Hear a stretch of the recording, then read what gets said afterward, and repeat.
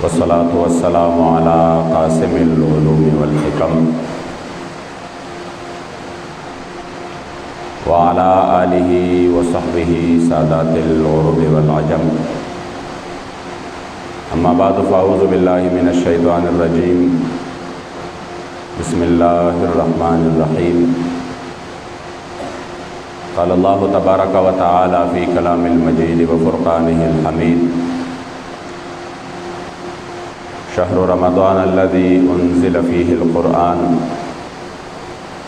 सदक़ल्लाहु मौलानल अज़ीम व सदक़ रसूलुहुन नबियुल करीमुल अमीन। द महबूब दीदन द पारा ज़ महशर द खुशालेगम। द महबूब दीदन द पारा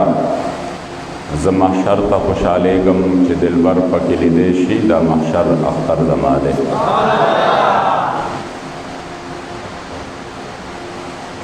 हज़ार हज़ार आलम दरस्ता के हर आन महबूबा लुगे लुगे कड़म शनसीब में दा ईमान महबूबा। कायनात जुमला ज़र्रे कमी रूह नकड़ी रब हर नफस कसम पर रब तन कुर्बान महबूबा। अज़ल नतर अबद हर दम दरब दा इलम कशमार विद तकरार पढ़ेर ताज़ीम दा हक़ बयान महबूबा। क़ाल अल्लाहु तबारक व तआला फ़ी शान नबिय्यिना मुख़बिरन व आमिरा। इन्नल्लाह व मलाइकतहु युसल्लूना अलन नबी या अय्युहल्लज़ीना आमनू सल्लु अलैहि व सल्लिमू तस्लीमा। शौक़ मोहब्बत से अल्लाहुम्मा सल्लि अला सय्यिदिना व मौलाना मुहम्मदिन व आलिहि व इतरतिहि बिअददि कुल्लि मालूमिन लक। अल्लाहुम्मा सल्लि अला मुहम्मदिन तिब्बिल क़ुलूबि व दवाइहा व आफ़ियतिल अब्दानि व शिफ़ाइहा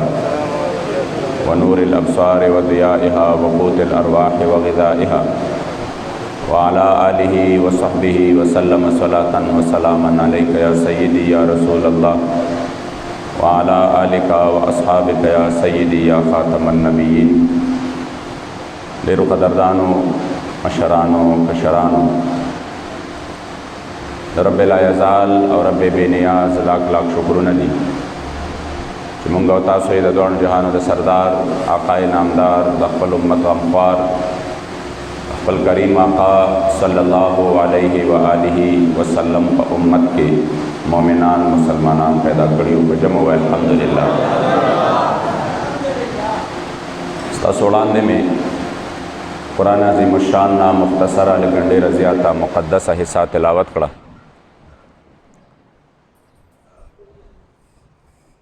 रमज़ानुल मुबारक डेरा द इज़्ज़तुनो बरकतुनो और द खुशहालो मियाश दा और पदे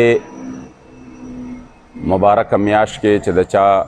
किस्मत शो और सोक चिकम दे पदे के अल्लाह करीम जल्ल जलालुहु वाला मुक़व्वर कड़ा नदा दागड़े राज़ीम खुशकिस्मती दा। ढेर दोस्तान दासी वो कि मुँह सर पते रमज़ानुल मुबारक के मौजूद हो और पदे रमज़ानुल मुबारक के दागी विसाल शवे दे मुँह सर मौजूद न दी। चूँकि अल्लाह करीम जल्ल जलालुहु को बंदगानों बांधड़े ज़्यादा मेहरबान दे और बार बार दी लदा से मौक़े वरकई चिपागी की दीद मग़फ़िरत असबाब बराबर है। बार बार वर लदा से मौक़े वरकई चिपागी के दा बंदगान दा अल्लाह जल्ल जलालुहु रहमत तरफ द रुजू की आगे के समोक़ेदा सिवी चागा हफ्ता की योजल राज़ी सदा सिवी चागा पकाल की योजल राज़ी सदा सिवी चागा पमियाश की योजल राज़ी दागे ने इज़्ज़तमंदो द रमज़ानुल मुबारक मियाश आगा मियाश दा चिदा पठोल काल के अल्लाह करीम जल्ल जलालुहु काल पस मुसलमानान लदा मुक़व्वर कई चे सुमर सरकश शैतानान वी दागी टोल अल्लाह करीम जल्ल जलालुहु द खपल बंदगान द पारा ज जमा दगा बंदगान चिदी जमा रहमत तडेर रुजू की कैद की और द नवाफिल सवाब अल्लाह जल्ल जलालुहु को फ़र्ज़ बांधे वरकई और द फ़र्ज़ अगर बेहिसाब व बेकिताब वरकई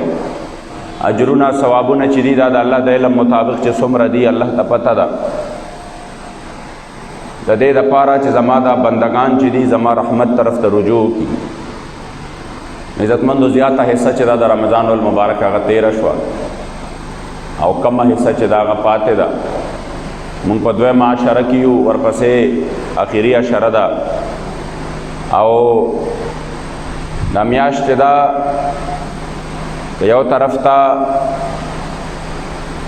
په دې وطن کې د امت مسلمه د پاره یو ډېر د ازمایښونو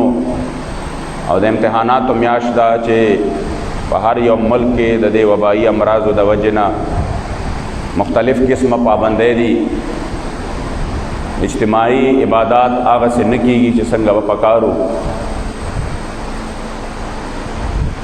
تیره میاشت چې وه هغه هم داسې تېره شوې وه چې په اکثریتو اسلامي ممالکو کې لاکډاون و، تراویح نه کېدې. سخت کالم د حرمینو شریفینو کې د تراویح تعداد کم شوی دی. عبادات هغسې نشته، صلات اللیل و چې کېده هغه نشته. د ټولو حالاتو ته چې انسان سوچو کې عزتمندو د امت مسلمه چې د دې په وړاندې د اسلامي اقدارو مذاق اړاوېده، د دې په وړاندې د کشمیر مجبور او مقهور مسلمان په ظلم و جبر کې اخته و، د دې په وړاندې فلسطین لوټ شو، د دې په وړاندې شام او یمن او عراق ټوکړې ټوکړې شو، مګر مسلمانانو د جذبه را بیدارېدو سبب او ذریعه دغه هم جوړه نه شوه. نو نن حالات دا دي چې موږ باندې الله ورو ورو د رحمت دا دروازې بندوي. او دا عزتمندو د ټولو نه سخته ورځ وي چې کله انسان باندې داسې حالات راشي، ځکه چې د رمضان المبارک میاشت چې دا خالصتاً د عبادتونو میاشت ده چې په دې کې انسان الله کریم جل جلاله د رحمت ځان لایق او جوګه جوړ کړي. او زما کریم آقا مبارک د داسې انسان د پاره دعای ضرر کړې ده. زما کریم آقا مبارک چې په منبر باندې قدم کېښود او آمین یې وویل، دا اوږد حدیث دی. د دې نه پس صحابه کرام تپوس کوي یا رسول الله تاسو دا آمین ولی وی؟ یوه حصه درته ذکر کومه. زما کریم آقا مبارک ورته فرمایي چې جبرائیل علیه السلام راغلی او ما ته ووایي چې هغه انسان هلاک شو د الله د رحمت نه ډېر لرې شه چې په چا باندې د رمضان المبارک غوندې ښکلې میاشت راشي او په دې میاشت کې هم دی د الله جل جلاله د رحمت او د مغفرت ځان لایق او جوګه جوړ نه کړي، نو دا انسان تباه او هلاک شه. زما کریم آقا مبارک فرمایي چې ما په هغې باندې آمین ووایي. لږ عزتمندو د خپل ګریوان کې سوچ وکئ چې دعا راوړې، دغه دعای ضرر راوړې د چا د طرف نه ده، او بیا وایي څوک جبرائیل علیه السلام، او بیا آمین پې څوک وایي د مدینې منورې جانان مبارک. نو انسان سوچ کوي چې د دې نه زه خلاصېدی څنګه شمه،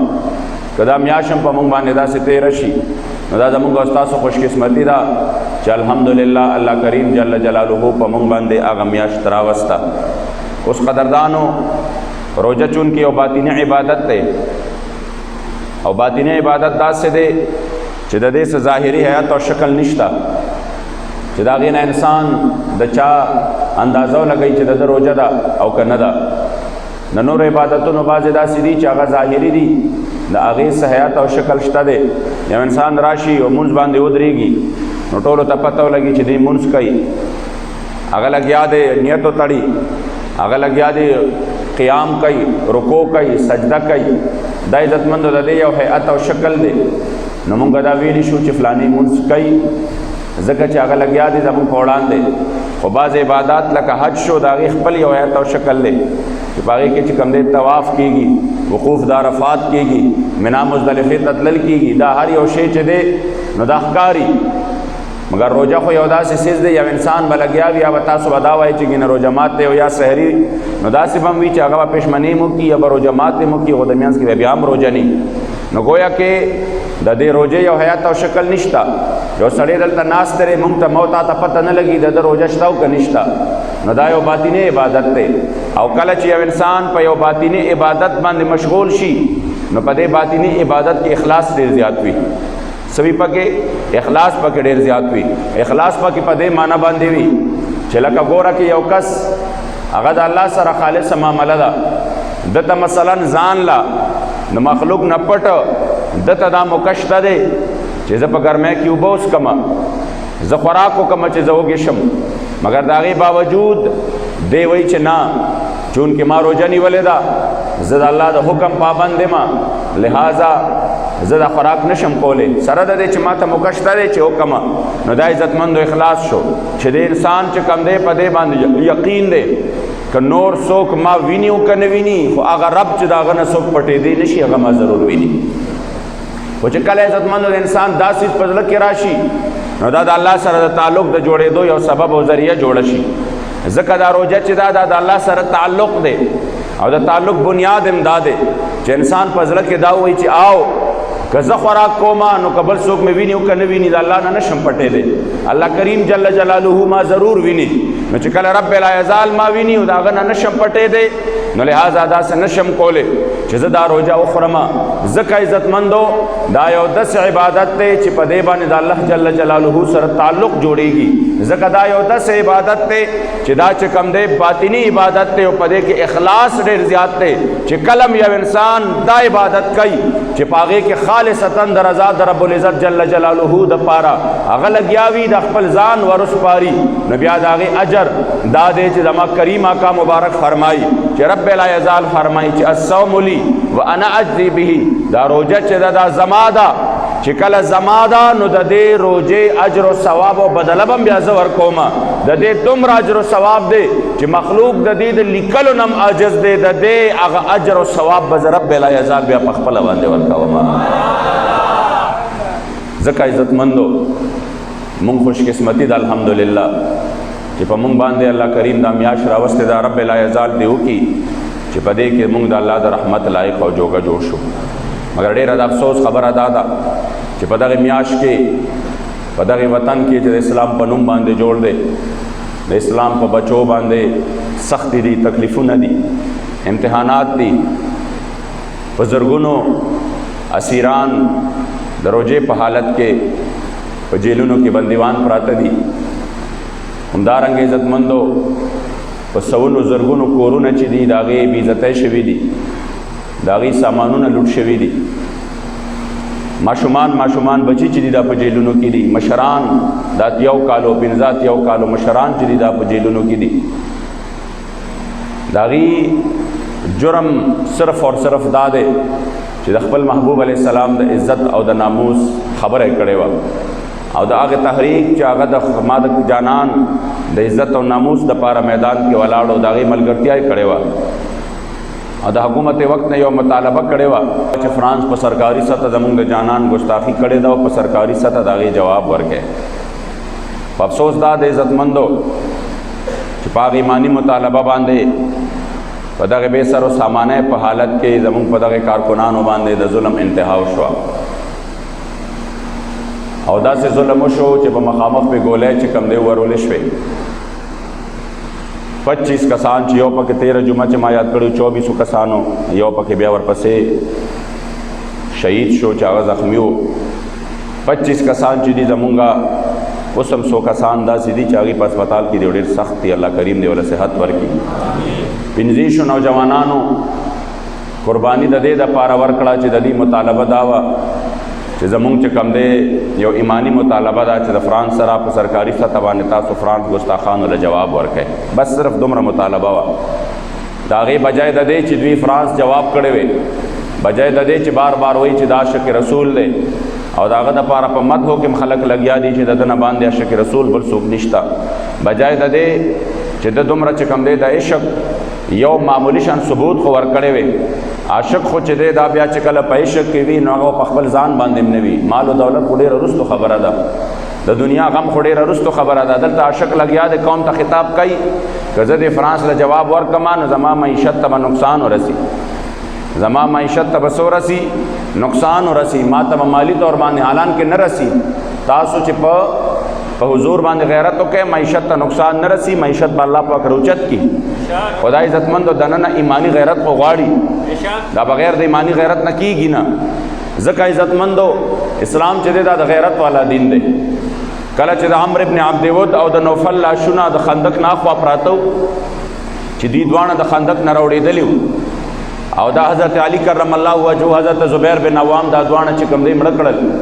نه د دې دا جسمونه چې و دا د خندق نه اخوا پراته و کفارو خبر راولېږه حضور لا او وی چې موږ د دې دواړو جسمونو په باره کې موږ تاسو له 24,000 درهم درکولو ته تیار یو. یعنی د دې یو بدله کې مونږ 12,000 روپۍ درکو خدا مونږ له واپس راکړئ. او دا داسې وخت و چې مدینه منوره ټوله محاصره وه، غزوه خندق چې کم ټایم و او صحابه کرامو معیشت ډېر زیات کمزورې شوی و، تجارت بالکل ختم شوی و، د بهر نه نه راتلل نه د دننه نه بهر ته تلل. صحابه کرام داسې حالت کې وو چې درې ورځې ورته خوراک نه میلاوېده، یو کجوره قدرې نه میلاوېده. دا د مسلمانانو معیشت دا حال و. خو چې کله دی دا خبر راولېږه چې مونږ 40,000 درکو خو زمونږ دا دواړه جسمونه مونږ له راکړئ، صحابه دا نه وی چې دا خو به ډېر غټ کار وشي، ځکه چې مونږ به په دې باندې معیشت راوچت شي، زمونږ به په دې باندې کورونو ته چې کوم دی رزق راشي. دا اسلام چې دی دا ډېر د غیرت والا دین دی. زما جانان مبارک ورته خبر ولېږه او ورته وفرمیل چې لا نأکلو ثمن الموتا، مونږ ستاسو د دې بدبودارو جسمونو پیسې نه خورو، دا بدبودار جسمونه مونږ واپس واخلئ او دا پیسې مونږ د ځان سره سنبال کړئ. اسلام داسې د غیرت والا دین دی چې دا چې کم دی د اسلام د اقدارو په عوض کې چرې داسې نه وی چې دا نن تا کم چې کم دی څه کړی د چاغي دي کوي او بیا لګیای تقریر دا کوي چې ته کسل کالم چې کم دی احتجاج وکې، خو هغې د ازادۍ او اظهار رای نه نشي منع کولی. دا څومره د افسوس خبره ده چې د ملک یو ذمہ دار دا خبره وکړي چې ته هغې دغه نه نشي منع کولی. مې افسوس دا دی چې چا کې ایمان او غیرت وي هغه منع کولی شي، چې څوک په دغه ځای باندې ناست وي د ایمان او د غیرت یو ټکړه پکې وي والله العظیم چې هغه منع کولی شي. او لرې نه ځو د خلافت عثمانیه بالکل آخري وخت و، په داسې ټایم کې و چې د ډېر محدود پاتې شوی و او اخري چې کوم دی په خپله باندې د دې وجود ته ډېره لویه خطره وه. خو چې کله عبدالحمید ثاني ته خبر راغی چې فرانس یو فلم جوړ کړی دی او د هغې فلم کې جما د جانان مبارک ګستاخۍ کړي دي او هغه سباله چې کم دی ټیټر ته وړي او هغه سینماګانو باندې د هغې نمایش کېږي، فوراً د فرانس سفیر ته خبر ولېږه چې دی دې راشي. او بادشاه دننه ننوته او جنگي لباس یې واچو او په جنگي لباس کې چې کوم فوجي لباس وي د جنگ والا په هغې کې ودرېده او چې کله ودرېده او څنګه د فرانس دا سفیر را دننه شو، لرې نه پې اواز وکړه چې دغلته ودرېږه مه راځه مخکې. او بیا ورته ووایي چې دا کوم تاسو فلم جوړوئ؟ هغه ورته وایي د سفیر یم، ماله چې کوم دی ستا هغه عزت را کول ستا حق دی.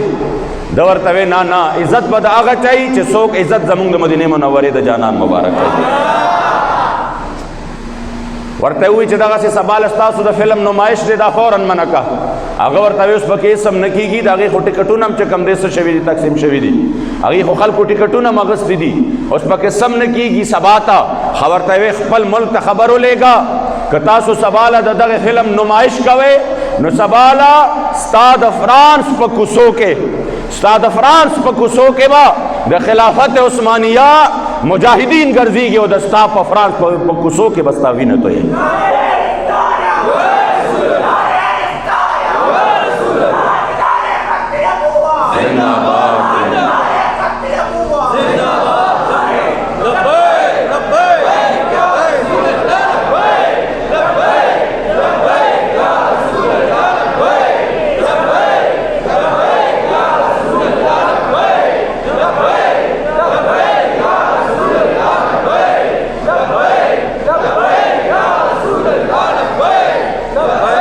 بیا دومره د بې غیرتۍ انتها ده چې بیا ګویا که هغې له دعوت ورکوي چې دا ازادي د اظهار رای ده چې تاسو څه کوئ نو هغه کوئ. د هغې باوجود هم یو قوم داسې دی چې په دې باندې اوس هم بضد دی چې نه دا شک رسول دی، یعنی د بې غیرتۍ انتها ده. هغه بیا د هغې باوجود هم لګیا دی، هغې ته وایي یعنی دعوت والا ورکوي چې تاسو کوئ نو دا ازادي ده او دا اظهار رای ده مونږ هم نشو منې کولی. او د هغې باوجود یو قوم لګیا دی چې نه دا شک رسول دی، چې چا په سینو ګولی وخوړې د حضور علیه السلام د عزت او ناموس دپاره چا سختۍ برداشت کړي، چا تکلیفونه برداشت کړو، چا جیلونه برداشت کړو، هغه شک رسول نه دی. هغه د دې په نسبت باندې دهشتګرد دي چې څوک فرانس له دعوت ورکوي چې ته کوه لاس د خلاص، ځکه چې دا ازادي د اظهار رای ده. هغه انسان د دنیا د ټولو نه لوی شک رسول دی. الله کریم جل جلاله دې زموږ په حال باندې رحم وکړي. ځکه عزتمندو او بیا لګیا دی یو قوم داسې روچت شو چې زما په تندي باندې چې کم دی ټوپک کېښوده، تماچه کېښوده او وایي چې شابه د فرانس سفیر لرې کا. ما وی دې قوم ته به دا ضرورت نه وی پېښ شوی که ته په دغه ځای باندې عاشق رسول واقعي چې ناست وې تا به دې قوم ته ویلې وې چې خبردار دا یوازې د تحریک لبیک مسله نه ده، زم د حضور غلام یم،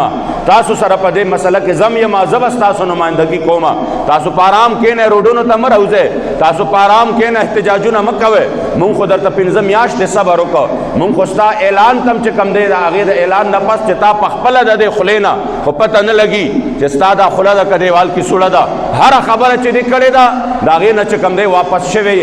یو خبره دم په عمر کې داسې نشته چې دا غي نه واپس شوی نه مونږ وې دا کم از کم دا یو داسې ایمانی او د غیرت والا خبره ده چې کم از کم به طور مسلمان به ته د دې نه رستو نشي چې د دومره لوی قوم په وړاندې باندې تاوي په خپل په ویډیو پیغام کې چې بس زبد دی دا خبره وړما او دا به پارلیمنت ته وړما او تا دا غي نه پسم په دغه بے سر و سامانه په حالت کې په دی باندې د ګولو حکم ورکړ مگر الحمدلله دام د حضور په نوم غلامان نو چې صرف په زمان باندې به مال به قربان اور جان بھی قربان چې وخت راغی الحمدلله مالونه هم قربان کړو جانونه هم قربان کړو دا هغه غلامان نو چې صرف چوکونو له د ختم نبوت نمونه خودل خو بیا د ختم نبوت په مسله کې رستو کېدل نه بیا د ختم نبوت په مسله کې د 4 او 5 فټ نږدې نه ګولې خړلې دي سينو باندې زمونږ په 15 شهداو کې یو شهید هم داسې نشتا چې هغه په تیغ باندې او په ملا باندې ګولې خړلې وي هر یو شهید مخکې تلو په سینه باندې ګولې خړلې دي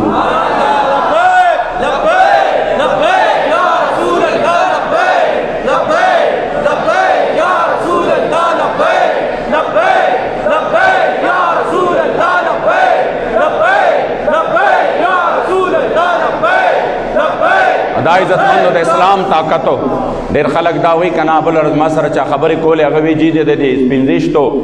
ملګرو چې قرباني ورکړه نو د دې څه نتیجه راووته او دا دومره خلک زرګونو چې په جیلونو کې اوس هم پراته دي او د قید و بند صحبتونه برداشت کوي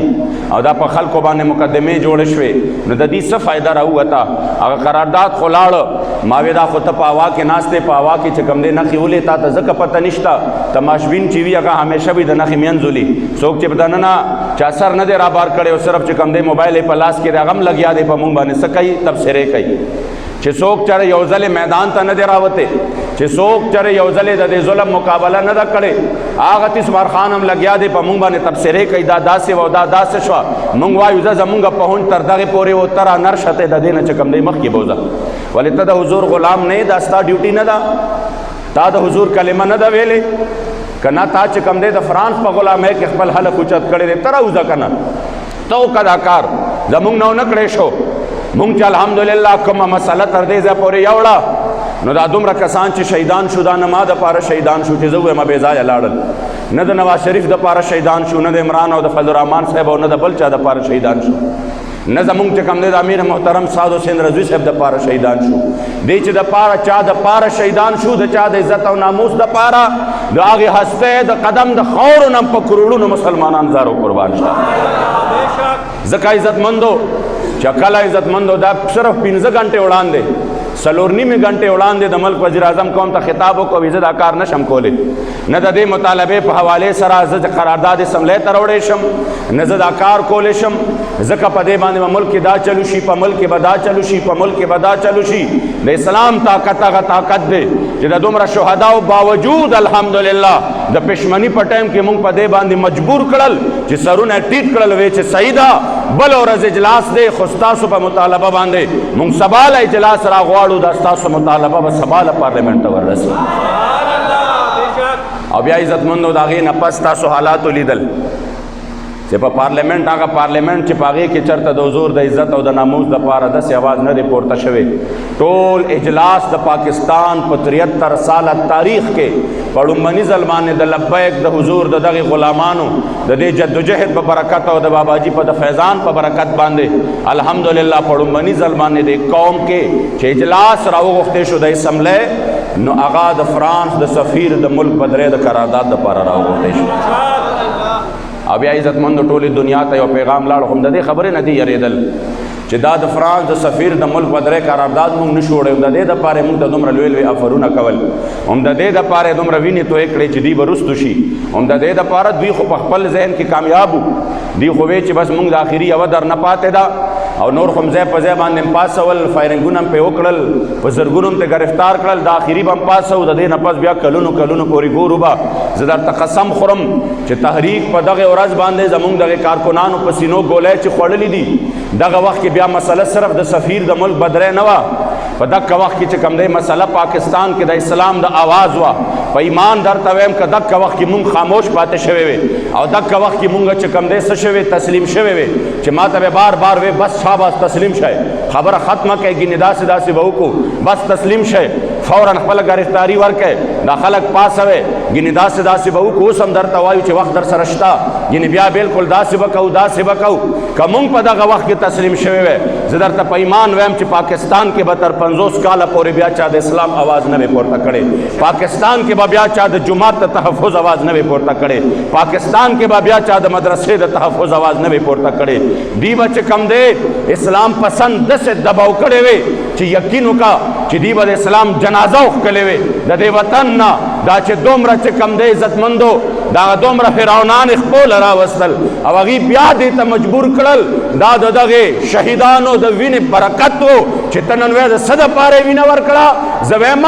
پاکستان کې د اسلام د بقا دپاره یې وینه ورکړه، بلکې په ټوله دنیا کې دا یو وطن پاتې و چې دلته د اسلام د بقا آواز پورته کیږي، دلته د حضور د عزت او د ناموس دپاره د حفاظت دپاره آواز پورته کیږي، دلته د کشمیر د مظلوم او مجبور مسلمان د حمایت دپاره آواز پورته کیږي، دلته د چیچنیا، د عراق، د فلسطین، د یمن او د شام د مظلوم مسلمانانو د حمایت دپاره یو طاقت والا آواز پورته کیږي. که تحریک لبیک په دغه ورځ باندې تسلیم شوی وي او دوی چې کوم دی ویلی وی چې بس صحیح ده، په ایمان درته وایم دا ټول هر څه به دباو شوی وي، اسلام چغه به چا نه وي والی، ورپسې د یو نمبر به وي، نه به چا مدرسه چلولی وي، نه به چا جماعت کې چې کوم دی هغه څه ویلی وي، حقاق د حق او ابطال د باطل کړی وي، تیار خطبې به راتلې، تیار سرکاري دین به راته، سرکاري دین به بیانېده چې د دې دومره لوی سیلاب مخه نیولې ده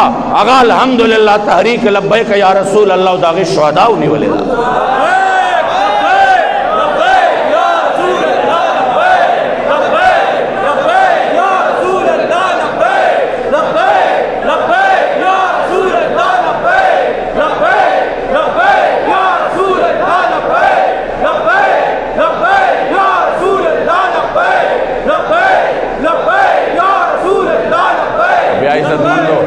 مونږ ته بیا اکثر خلک دا خبره کوي چې څه چلو شو، نو هغه تاسو خو هغه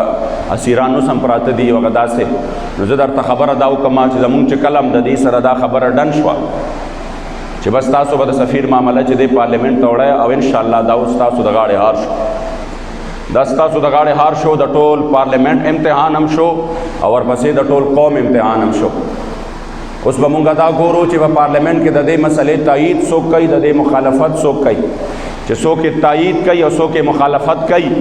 او دوی اوس هم چې کوم دی د دې سفیر د نتلو په حق کې دي، نو بیا به زه د قوم ته هم دا وایم چې بیا راته تاسو ووایئ چې تاسو د فرانس د یارانو سره ولاړ یې که د رسول الله مبارک د غلامانو سره ولاړ یې. بس دا بیا د قوم امتحان دی عزتمندو. او انشاءالله زما یقین دی چې په د چا په سینه کې چې کوم دی ایمان وي اب ضرور دا سوچ کوي چې ماله د فرانس یاري نه ده پکار، ماله د خپل جانان غلامي پکار ده. او بیا عزتمندو چې چونکې زموږ دا مطالبه لاړه نو مونږ هغې ته ووایې چې بیا وروستو مسله د اسیرانو وه، نو مونږ هغې ته ووایې، نو هغې مونږ ته ووایې چې صحیح ده مونږ به اسیران چې کوم دی رها کړو، او د هغې دپاره یې مونږ له چې کوم دی تقریبا 3 ورځې ټایم راکړ، او په هغې معاهده کې مونږ سست روي ده او بار په هغې کې سستي ده، ځای په ځای باندې چې کوم خلک دي د هغې بدماشۍ چې دي دا په عروج کې دي. ما به هېڅ خبره نه ده، مونږ به څو ورځې زیات به زمونږ اسیران جیل تیر کی، تکلیف به تیر کی، او خدای پاک به ختم کی د جیل تکلیف که هر څومره وي. خو یو ورځ به بیا داسې راشي چې الحمدلله ډېر زر او ډېر نږدې الحمدلله دوستان لګیا دي، ځای په ځای باندې رها کېږي. مونږ خپله باندې کوششونه شپه ورځې شروع دي او انشاءالله ډېر زر به رها شي. او په ایمان درته وایم چې کوم لواحقین دي، چې کوم وروستو خاندانونه دي او د هغې چې کوم دی بچي او د هغې رونه او د هغې ورېرونه او د هغې چې کوم دی خاندان دا په جیلونو کې دي، قسم درته خورم چې تر قیامته به ستاسو نسلونه په دې جیل باندې فخر کوي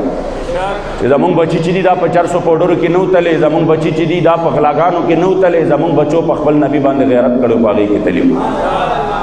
او دا عزتمندو د ټولو نه لویه خبره ده، د ټولو نه لویه خبره چې د وخت د ظالمانو ته تسلیم شوي نه بلکې د وخت د ظالمانو په سترګو کې سترګې ورکړې وې. موږ اوس هم وایو چې د دې ارادې اډو ټیک نه دي، دا دلته کې دا حق گویی دا حق بیانی پاکستان نور دوی بوزي بی دینه طرف ته سوال نه پیدا کیږي چې پاکستان کې دوی د دین आवाज برداشت کی، مگر بیا مونږ وایو خیر دې په مونږ په ځان سخت تیرو، خو ان شاء الله تعالی د حضور د دین حفاظت وکړو په نر باندې وکړو خیر، او دا به ان شاء الله تعالی د حق دا आवाज دا دین نشي دباولې. ګوره په داسې حالت کې چې زه غورس کراچۍ ته لاړم چې ډېرو خلکو راته وایي چې تاسو به ایرپورټ نه ګرفتاري وشي او دا چل به وشي او تاسو چېرته هلته پرېږدي، سوال نه پیدا کېږي، دومره در باندې مقدمې جوړې دي، دومره در باندې دا کړي دي، دومره در باندې دا شوي دي، یعنې حتی چې په دې وخت کې په موږ باندې 302 مقدمې دي. سوچ کولی شئ تاسو 302 مقدمات شته، د اغوا مقدمات شته چې دی پولیس اغوا کړي دي، دا په یو تاڼه کې چې کوم دی دا مقدمات دی جوړ کړي دي، نو دا چل به وشي دا چل به وشي، مې چې هر څه وشي و ان شاء الله تعالی موږ به د حق آواز بلندو، د حق آواز به رسو که خیر. چې کله عزتمندو څه چلو شو هلته موږ لاړو کراچۍ هغه حلقې ته، په ایمان درته وایم چې ما د خلکو جذبې ته وکتل، زه حیران شوم، زما سترګو نه اوښکې روانې شوې. ما داسې جذبه چې د دوی اکثریت زخمیان دي، جیلونو کې دي، 1200 کسان نه زیات هلته په جیلونو کې دي، د هغې باوجود هغې لګیا دي او عجیبه او ناشنا جذبه ده. نو ما وی دا جذبه چې کوم دی دا صرف واقعي دا حقیقت کې دا د ایمان او د غیرت جذبه ده. نو عزتمندو چې کله دا کار وشو چې دا وشوه الحمدلله بیګا به تاسو خبر شوی چې په هغې حلقه باندې زمونږ ګټلې شوي سیټ، یعنی مکمل دا فارم 45 ورته وایي د هغې باندې زمونږ ګټلې شوي سیټ داسې چېرته کیدی شي یو تحریک ته کاله دم کا دومره ظلمونه هم پرې وکړه، خو بیا هم عزتمندو هغې دا پیغام ورکه چې پاکستان چې دی دا د حضور د غلامانو وطن دی، پاکستان د حضور د غلامانو، اگر چې دی بیا ظلم وکړو او هغه ګټلې شوي سیټ یې زمونږ نه بیا واغسته، خو هېڅ مسله نه ده، هېڅ خبره نه ده.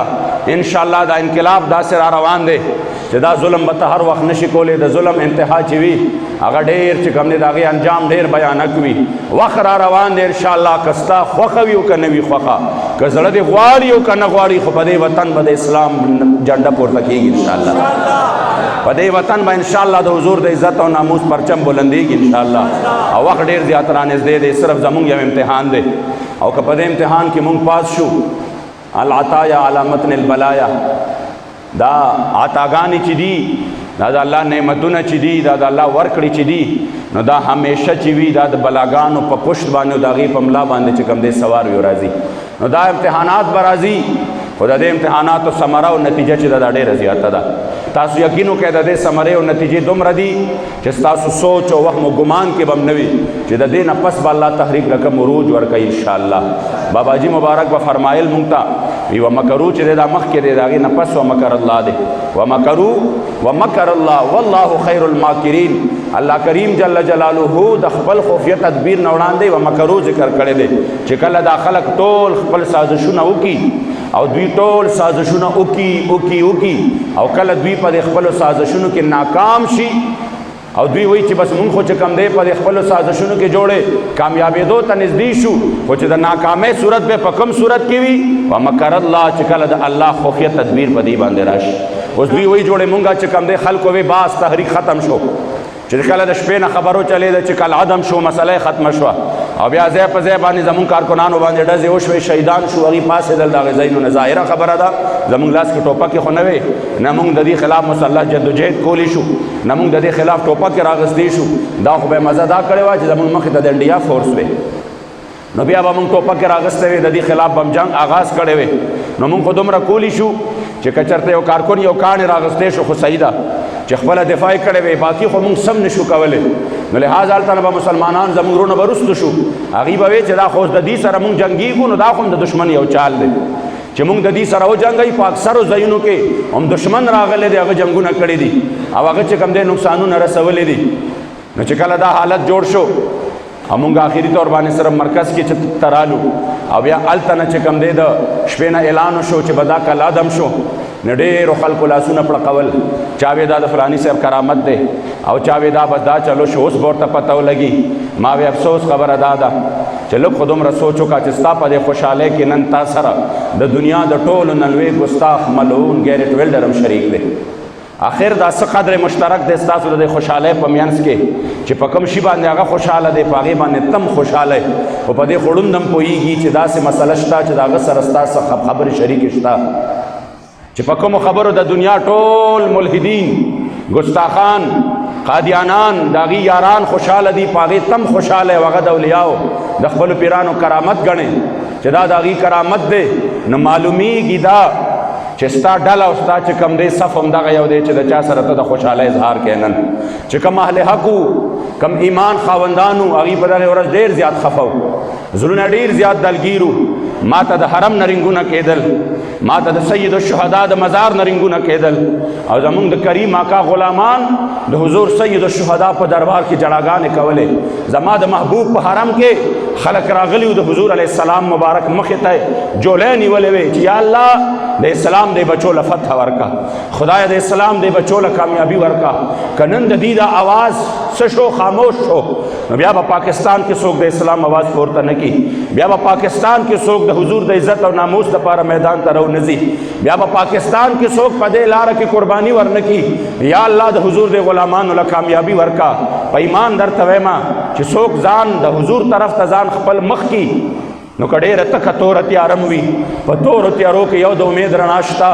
او هغه رڼا زما د جانان د در نه ده چې دې اشک باندې به کله هغه تیارې رالې نو ما هغه طرف ته به مخ کړو فرمایل به شین ګنبد نه جلوګر شه محمد رسول الله د اسلام په حال خبر شه محمد رسول الله او هغه ستا په وینو تاند د اسلام گلشن اوچیږي ستا د باغ ونې پرې کېږي دیوالونه راغورځېږي په دعا د رب په درشه محمد رسول الله په تاڼو کې کم کم ظلمونه زمونږ پالکانو باندې وشو په کم کم حالتو باندې هغې باندې چې کم دی سو شو په هغې باندې مختلف ظلمونه وشو همدارنګې په جیلونو کې په هغې باندې کم کم ظلمونه او تکلیفونو نه هغې تیر شو مګر د هغې باوجود د حضور غلامان د حضور دپاره ولاړ دي هغه ستا په وینو تاند د اسلام گلشن اوچیږي او ستا د باغ ونې پرې کېږي دیوالونه یې راغورځېږي په دعا د رب په درشه محمد رسول الله او شین ګنبد نه جلوګر شه محمد رسول الله او نورانی مخرانما کا چې د غم دوران پشاشي دا د غم شپه مو سبا کا دا کار کله بې لتاشي نورانی مخرانما کا چې د غم دوران پشاشي او دا د غم شپه مو سبا کا دا کار کله بې لتاشي رانما لکه د نور شاه محمد رسول الله شین ګنبد نه جلوګر شاه محمد رسول الله او بابا جی بیا یو حقیقت بیان کړی دی چې د اسلام نه رستو کیږي د اسلام دعواداران چې اسلام پر بدنامیږي هغه کار کړي جاهلان زم ډېر غټ عاشق رسول یم زم چې کم دی ډېر لوی عاشق رسول یم لګیا وي کار چې کم دی د فرانس د غلامانو کوي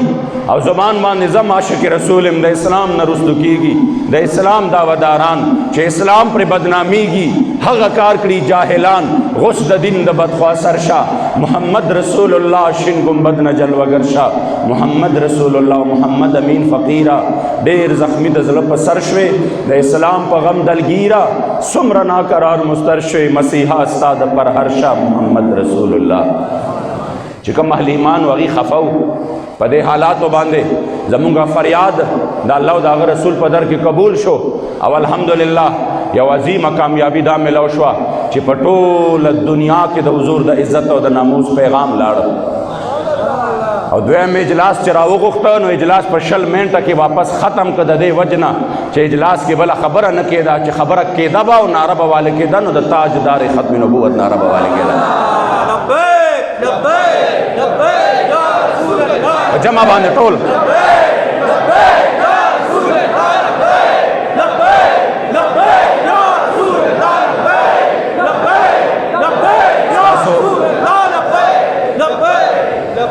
بیا عزتمندو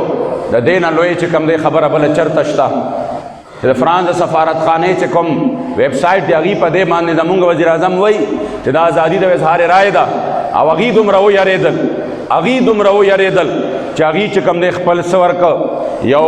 ټویټر نه خپل چې کوم دی پیغام ورکه چې فرانس چې دی دا د هر مذهب او د هر چا په خپل ځای باندې خیال ساتي هغې ته پته وه چې دا د مسلمانانو جذبات دي دا د کنټرول نه بهر دي که د خپلو پرېښودل زمونږ خیر نشته دی و افسوس دا د عزتمندو چې مونږ دلته کې غلامان داسې پراته دي د هغې چې هغې غواړي دا نه چې دې کفارو ته جواب میلو شي الله کریم جل جلاله دې زمونږ په حال باندې رحم وکړي. د زړه نه عزتمندو د ټولو نه اول د دغه شهیدانو په حق کې دعا وکړئ چې چا د دغه مشن دپاره یو عظیمه قرباني ورکړه،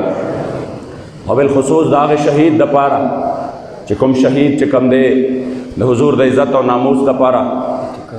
په دغه میدان کې الحمدلله قربانۍ ورکړې، د الله په فضل و کرم سره د مشن لای چې کوم دی یو نوې وینه ورکړه او تازګي ورله ورکړه. الله کریم دې د هغې دغه سرو وینو په برکت باندې دغه مشن ته نور هم تازګي ورکړي.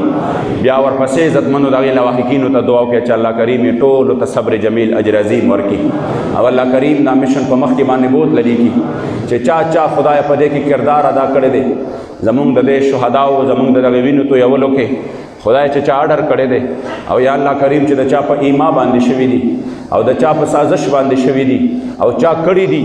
او بیا چا چې کم دی د دې دپاره سازشونه جوړ کړي دي او بیا پې خدای څوک خوشحاله شوي دي، نو یا الله د دې مبارک ساعت په برکت باندې د ډېرې بدې ورځې سره مخامخ کړي، خدای د ذلت او د رسوایۍ سره مخامخ کړي. اللهم شتت شملهم وفرق جمعهم وقلب تدبیرهم وخرب بنیانهم وقصر اعمارهم ودمر دیارهم وقرب اجالهم وخذهم اخذ عزیز مقتدر. یا الله کریم جل جلاله د ډېرې بدې ورځې سره مخامخ کړي، خدای د ډېرې بدې ورځې سره مخامخ کړي. انشاءالله ذلیل به وي که خیري، ذلت مقدر دی، خدای ته نورم ذلیل کې زمونږ سترګو په وړاندې ذلیل کې خدای ذلت دې مونږ ته وښیه. خدای د تحریک دغه اسیرانو له چې څوک خالصتاً ستا او ستا د حبیب د عزت او ناموس دپاره په قید و بند کې ورځې صحبتونه برداشت کوي، خدای ته زر تر زره باعزت رهایه نصیب کې، خدای زر تر زره باعزت رهایه نصیب کې، خدای زر تر زره باعزت رهایه نصیب کې. زمونږ امیر محترم قائد عظیمت چې چاله چې کوم دی وفدونو په وفدونه ورغلل او ورته وی بس دې رستو شه د دې مسلې نه، دا مسله ډېره ګرانه ده او موږ د لاس په لاس د ځان سره وباسو. هغه ورته وی زما ویستو ته هېڅ قسمه ضرورت نشته، ځای چې څه مسله ده په هغې باندې زه تر مرګه پورې ولاړم. آفرین په دغه خاندان باندې شه او آفرین په دغه وینه باندې شه. قبله حافظ سعد حسین رضوي صاحب ته دغه نوجوان 26 ساله نوجوان ته چې چا د محمد ابن قاسم یاد را تازه کړ، د عظیمت یاد را تازه کړ، خدای پاک ته ول ډېر عمر ورکړي. یا الله ته پل پل حفاظت وکړي، خدای باعزت زر تر زر رهایی نصیب کړي، او یا الله د هغه په قیادت کې په دې وطن د اسلام جنډه اوچته کړي، او خدای ټولو اسیرانو ته باعزت رهایی نصیب کړي. حاجي آباد شریف دین باندې آباد کړي، دا مدرسه او دا جماعت خدای پاک د خپل حبیب علیه السلام د دین مرکز وګرځي. کم دوستان چې په دې کې موږ سره خپل مرستې او تعاون کوي، خدای اجرونه بدلې ول دنیا او آخرت باندې ورکړي. کم زمونږ د علاقو خلکو چې سختۍ او تکلیفونه تیر کړل، خدای پاک دې لم د دې عوضونه او اجرونه ورکړي، د دې بدلې په دنیا او آخرت باندې ورکړي. زمونږ د راضي شي. وصلی الله تعالی علی خیر خلقه.